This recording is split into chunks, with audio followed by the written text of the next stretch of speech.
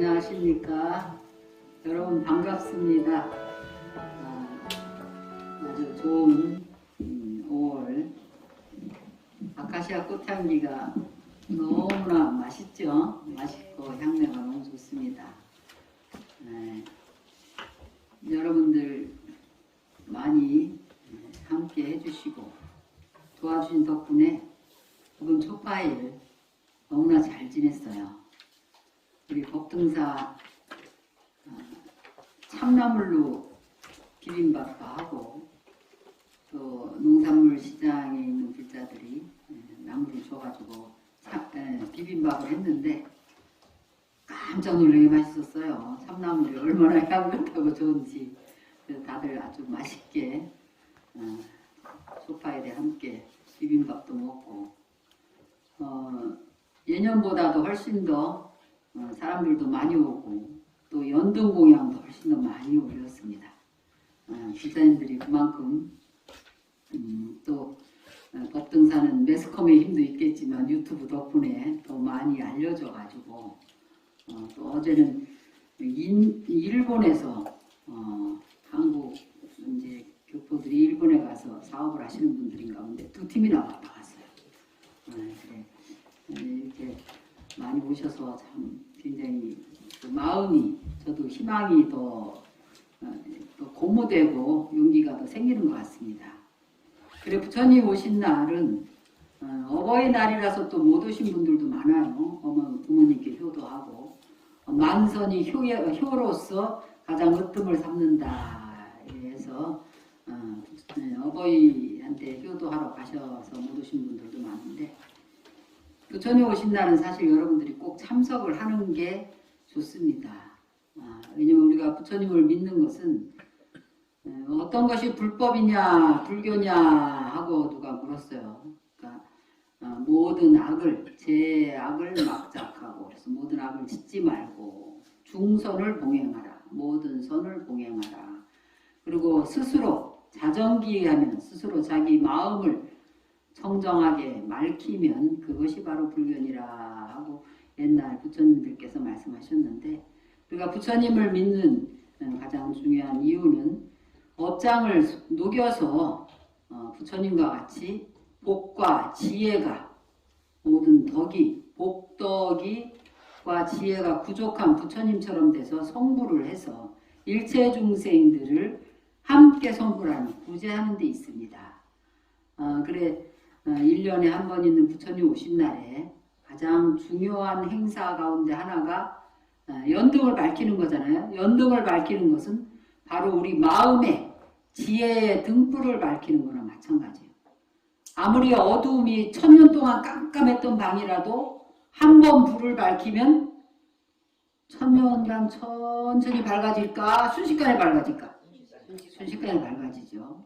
그래서 우리가 연등을 밝히는 그런 한 가지 행동이 여러분들의 지혜를 순식간에 밝게 밝혀주는 그런 의미가 있는 것입니다. 그리고 또 부처님 오신 날 가장 중요한 행사 중에 하나가 관욕이에요. 관욕.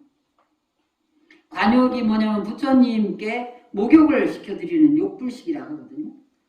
근데 부처님이 무슨 업장이 있으시겠어요? 이미 업장이 다 청정해지신 부처님이에요. 그렇지만 우리가 부처님께 관욕을 하는 그 행을 통해서 신구의 삼문에 나도 모르게 알게 모르게 지은 업을 소멸해 달라라는 그런 기원의 의미가 있습니다. 그리고 그런 행을 통해서 업장이 소멸되는 그런 인이 되는 거라.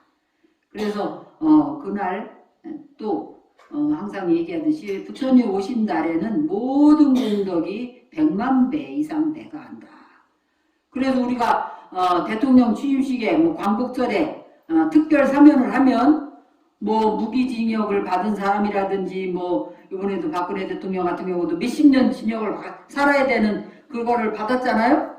그런데 특별 사면 한 번으로 그냥 나와버렸어. 평생 감옥에서 살 것 같았는데 그렇듯이 부처님 오신 달에 우리가 관욕의식에 함께 동참하고 연등을 밝히고 함으로써 무시역급 이래로 자기가 알지도 못하게 지은 업장으로 지금 여러 가지 답답한 일들, 재난들, 생각지도 못한 재앙들, 생각지도 못한 모든 그런 엉킨 그런 일들이 순식간에 다 풀리는 업장이 높기 때문에 그런 계기가 되는 겁니다.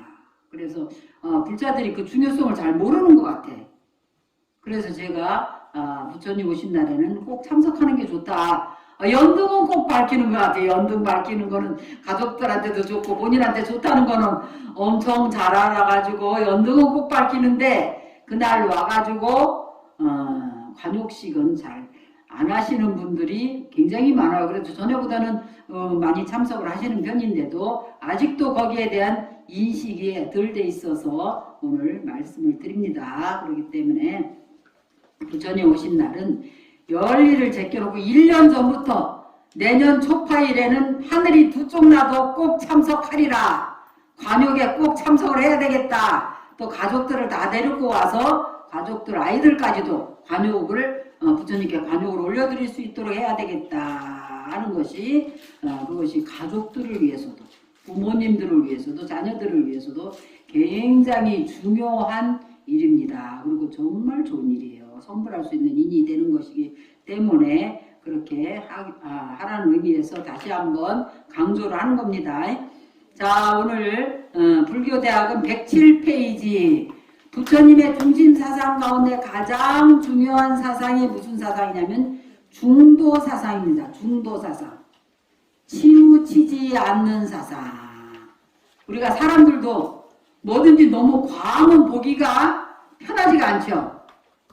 좀 부족하면 그래서 이제 과여불급이다 이런 얘기를 많이 해요. 그래서 딱 적당한 선에서 그칠 줄 아는 그런 그 인품과 행동과 교양을 가지는 게 좋은데 부처님의 진리도 중도사상, 극단의 한쪽으로 치우치지 않은 그런 중도사상이 가장 중요한 사상입니다.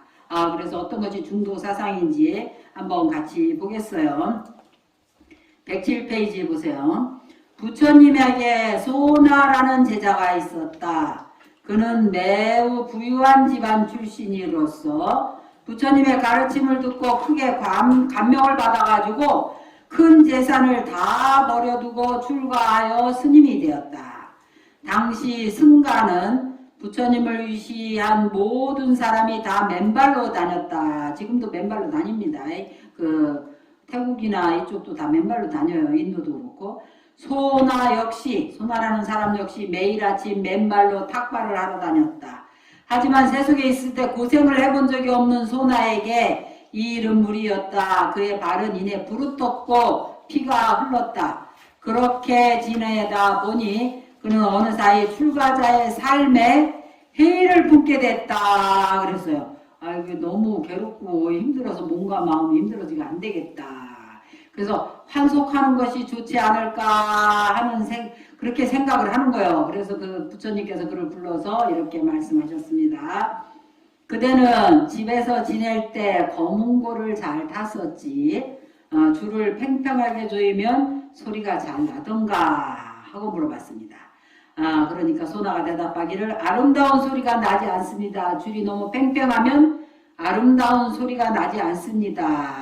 그랬어요.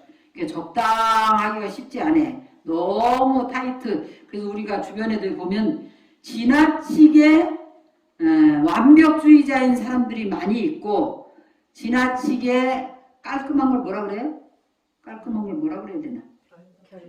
결벽증 비슷하게 지나치게 깔끔한 사람들이 많이 있어요.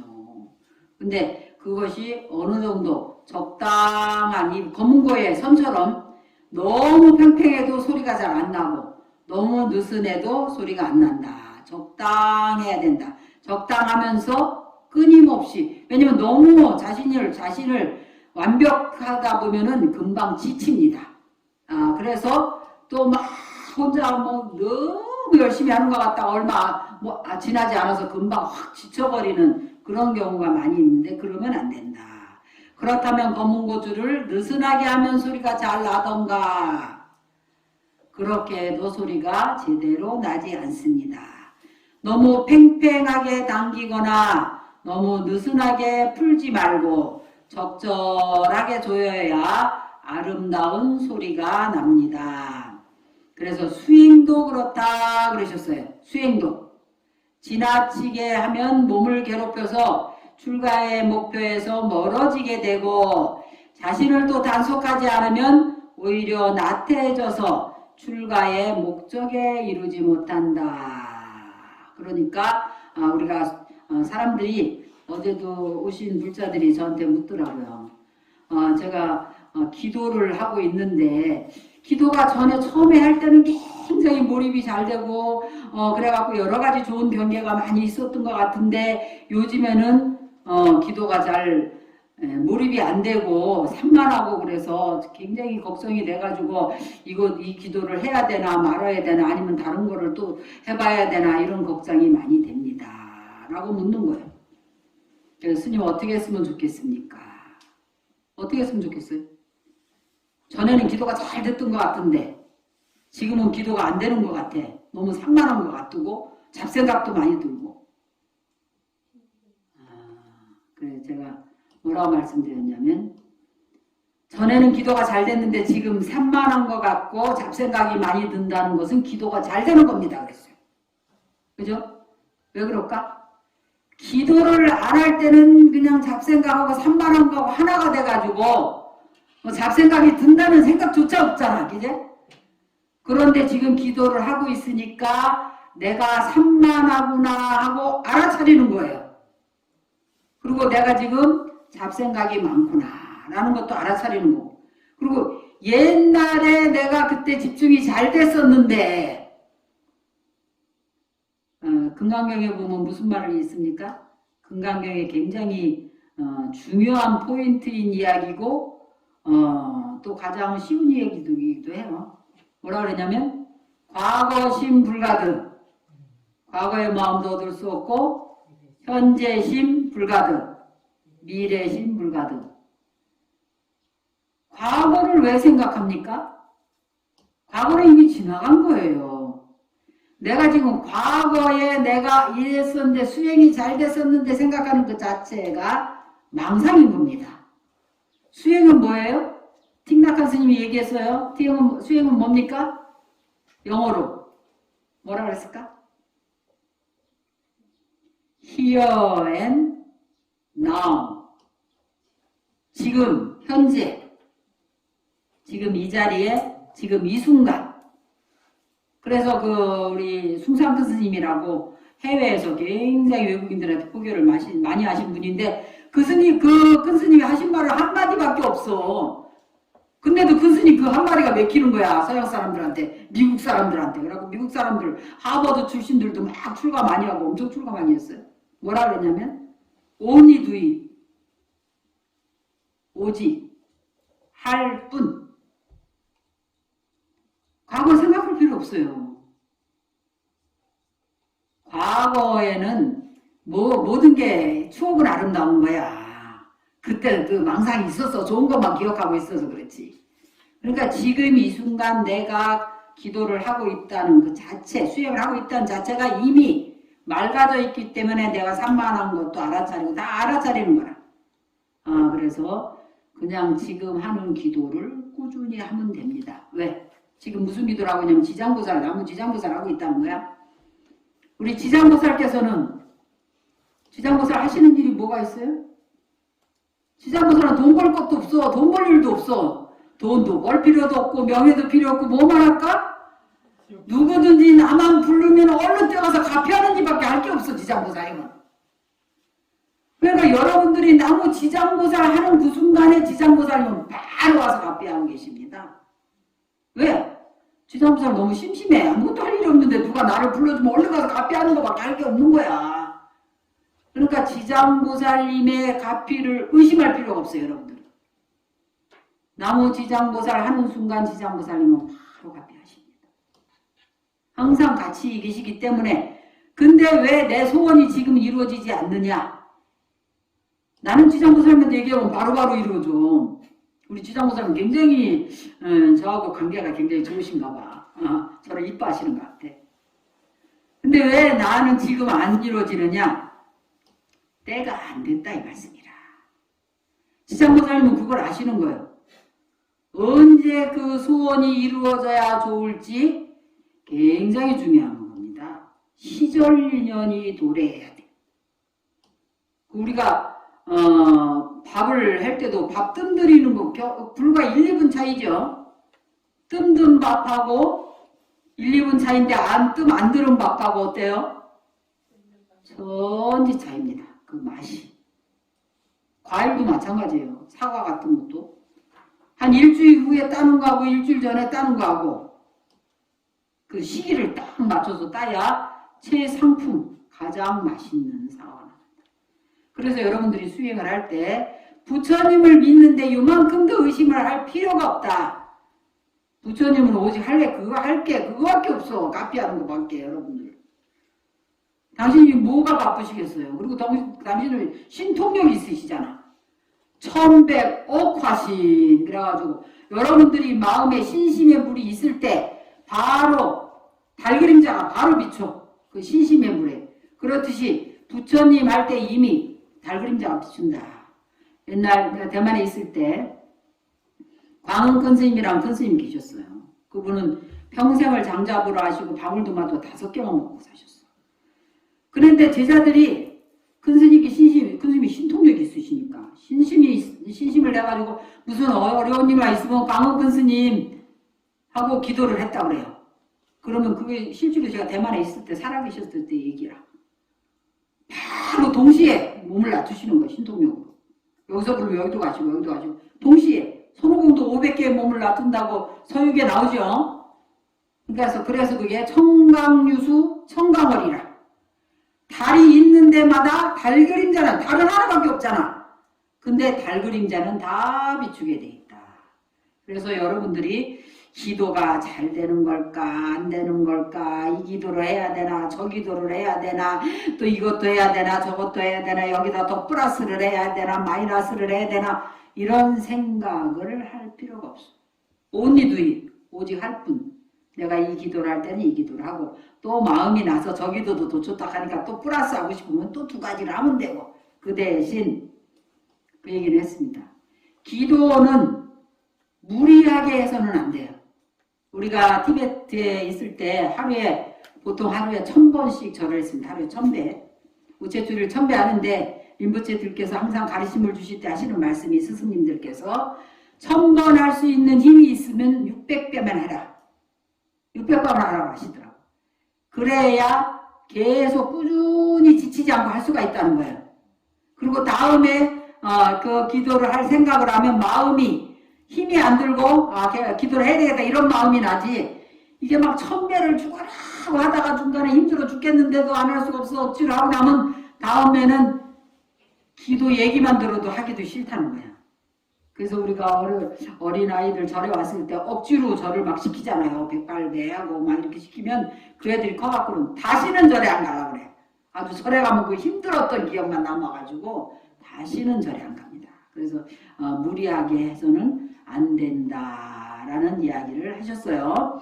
그래서 우리가 이제 수행을 끊임없이 꾸준히 하되 적당한 선에서 내 힘에 붙이지 않게 한 60% 정도 힘을 써가지고 꾸준히 하고, 부처님에 대한 요만큼의 의심도 전혀 할 필요가 없고, 부처님은 여러분들이 부처님 명호를 부르고 부처님을 생각하는 순간 바로 하늘의 달이 물에 달 그림자가 비추는데 시간이 얼마나 걸립니까?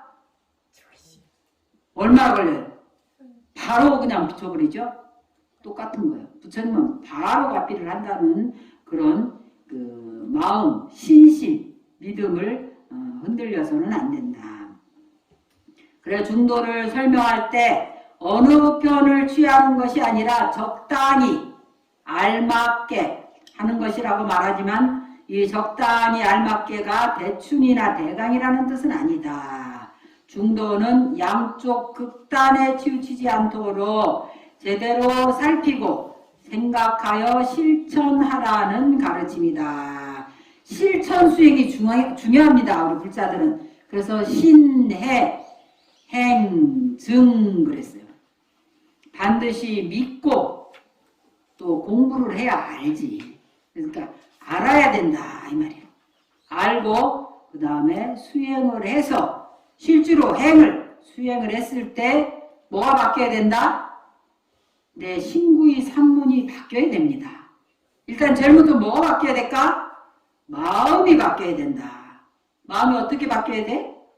마음이 계속 조급증이 나는 거야. 조급증이 나고 이것도 해야 될 것 같고 저것도 해야 될 것 같고 기도도 막 계속 이거 좋다면 이거 하고 저거 좋다면 저거 하고 막 이렇게 이래야 될까? 마음이 편안해져야 됩니다. 그걸 갖다 안심인명이라 해요. 우리가 불교를 믿고 수행을 하면 마음이 편안해져야 돼. 그래서 제가 사람들한테 어려운 일이 있거나 아프거나 또 돈을 많이 벌고 싶거나 할 때 약사기도 시킵니다. 약사기도 시키면 어떻게 되냐면 물론 수원도 빨리 성취시켜 주지만 약사기도의 12가지 대원 중에서 한 가지가 있어요. 약사부처 12가지. 그 중에 한 가지 가장 중요한 게 뭐냐면 자족할 줄 알게 만들어준다. 부처님께서. 스스로 마음을 지족할 수 있게 마음을 편안하게 해주신다는 거예요. 그게 가장 중요하죠. 마음이 편안해지면 저절로 건강이 좋아집니다. 마음이 편안해지면 돈도 그 사람한테 붙게 돼 있어요. 마음이 그래서 양대복대라 그러잖아요. 도량이 넓은 사람이 복도 크다. 이 돈이라는 물건 있잖아요. 재물도 아주 산만한 거 싫어해. 안정적인 거 좋아합니다. 돈도. 그리고 넓고 편안한 거 좋아해. 광활한 거. 그러니까 그 사람 마음이 편안하고 넓어가지고 이거를 어떻게 하면 다른 사람을 이롭게 하는데 쓸까. 그래 부하산의 큰 스님 그러시잖아요. 호인호기라. 다른 사람을 좋게 하는 것이 나를 좋게 하는 것이다. 그래가지고 다른 사람한테 많이 베풀고자 하는 마음을 가지고 있으면 그 돈도 다 눈이 있어. 내가 어디 가면은 널리 이렇게 쓰일까를 알고 그 사람한테 들어오는 거예요. 막 조갑증을 내가지고 빨리 돈을 벌려고 하고 이것도 하려고 그러고 저것도 하려고 그러면 돈이 정신없다고 싫어해. 거기 잘 안 가려고 그래. 그러니까 편안한, 그래서 수행을 하게 되면 수행을 통해서 먼저 마음이 안정이 돼야 됩니다. 안정이 돼서 사람이 편안해. 그래서 제가 얘기했죠. 수행의 첫 번째 수행이 잘 되는 단계가 경안의 단계, 가벼울 경자, 편안한 할자. 사람이 보기에 편안하고 가벼워. 몸과 마음이 참 가벼워. 그리고 몸도 가볍겠지. 맨날 찌뿌둥해갖고 맨날 몸이 안 좋고 맨날 아프고 혼자만 세상 고민 다 짊어지고 말이지. 그래 내가 누구한테 그런 얘기 했는데 나는 우는 사람 제일 싫어합니다. 잘 우는 사람. 솔직한 얘기예요. 우는 사람이 중생에게 고통이 불쌍해서 울까? 그리고 저기 초상집에 가서 부모님 죽어 돌아가시고 나면 와갖고 막 내 손 동고 하고 우는 사람들, 평소에 효도한 사람들이 웁니까? 평소에 잘 못한 사람이, 그래서 불효자는 웁니다 그러는 거예요. 그렇다고 또 부모님 생각하고 우나? 아이고 나는 어쩌라고 이대로 가시냐고 그러고 난리를 치는 거야. 누구 생각하고 웁니까? 전부 저 생각하고 우는 거야. 그러니까 자기 신세 타령한다고 운다고.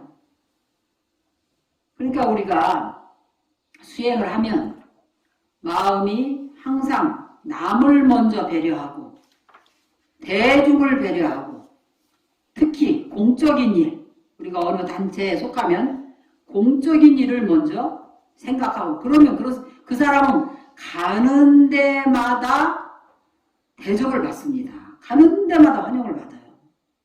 가는 데마다 사람을 이롭게 하기 때문에. 그런데 나만 생각하는 사람은 그 사람은 사실은 불교를 제대로 아는 사람이 아니에요.